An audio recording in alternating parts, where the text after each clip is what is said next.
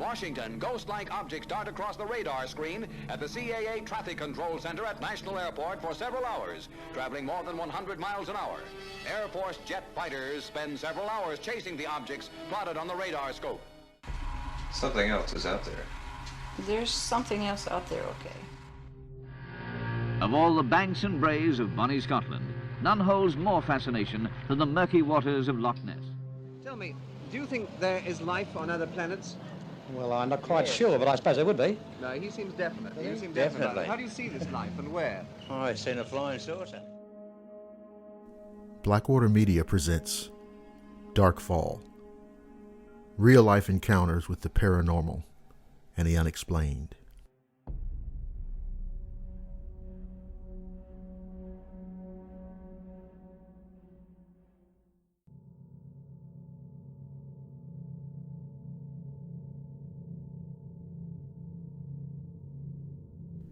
About 10 years ago, a close friend of mine named Tyler was a deputy in a small town in Michigan.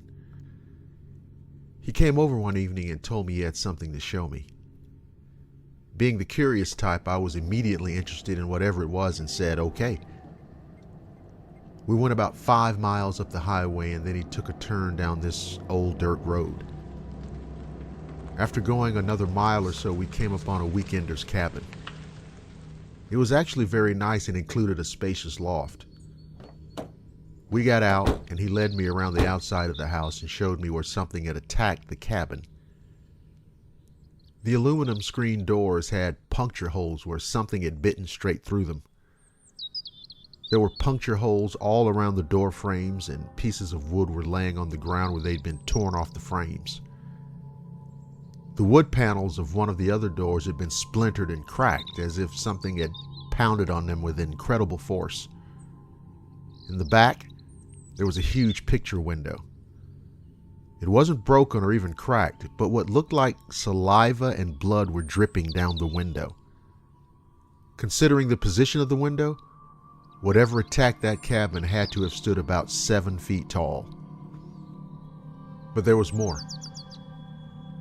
He pointed out that all around the perimeter of the cabin, there were tracks. The ground there was fairly soft, and so anything with appreciable weight would leave prints. But these looked like huge paw prints. Now, by huge, I mean in comparison to the local wildlife. Black bear, foxes, coyotes, even bobcats.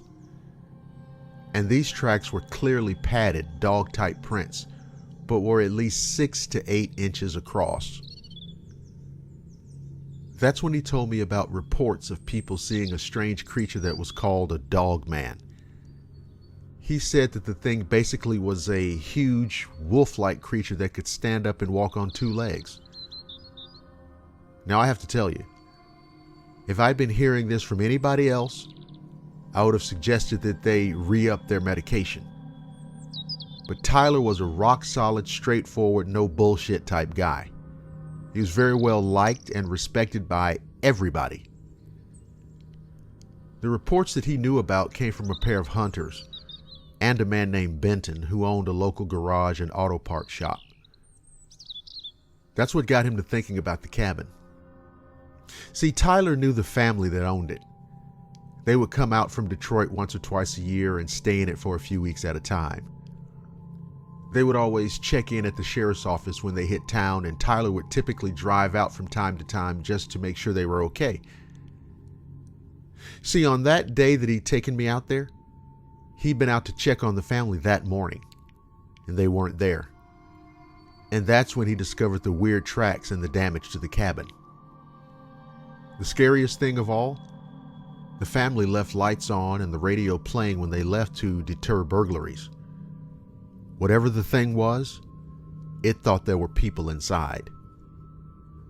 Later on, Tyler told me that he'd lifted samples of some kind of hair from some of the splintered wood of the door. The DNA hair samples came back and it was determined to be canine. Nothing else was said about the sample, and he wasn't able to get any information whatsoever about the blood and saliva. Something was really wrong when an experienced deputy sheriff got stonewalled on the results of forensic analysis. It meant that somebody was going to a lot of trouble to make sure that no definitive information about this thing got out. Someone, somewhere knew what was going on. They knew that this creature was real and extremely dangerous, and they weren't talking. It was a cover-up, plain and simple.